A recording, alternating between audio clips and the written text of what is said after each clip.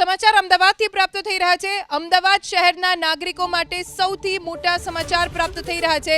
નાગરિકોએ હવે 4 પ્રકારનો કચરો એકઠો કરવાનો રહેશે। શહેરના નાગરિકોએ હવે 4 પ્રકારનો અલગ અલગ કચરો આપવાનો રહેશે। સુપ્રીમ કોર્ટના નિર્દેશ બાદ એએમસી દ્વારા અમલીકરણ કરવામાં આવશે। ભીનો કચરો, સૂકો કચરો, સેનેટરી કચરો અને વિશેષ કાળજીનો કચરો અલગ આપવાના રહેશે। રોડ ઉપર, પાણીમાં, તળાવમાં અથવા ગટરમાં કચરો ફેંકનાર સામે કાનૂની કાર્યવાહી કરવામાં આવશે। જે પણ કમર્શિયલ એકમો 4 અલગ અલગ કચરા નહીં આપે તેમની સામે પણ કડક પગલાં ભરવામાં આવશે।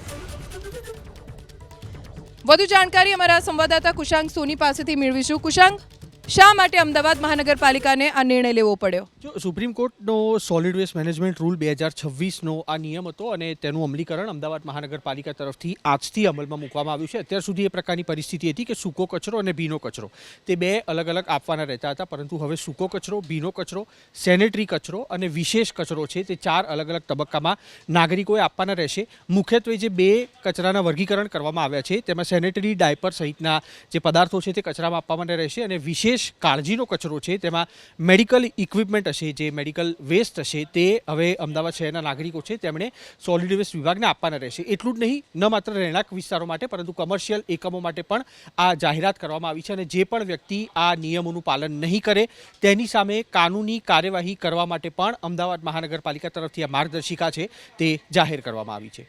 આભાર કુશાંગ, જાણકારી આપવા માટે।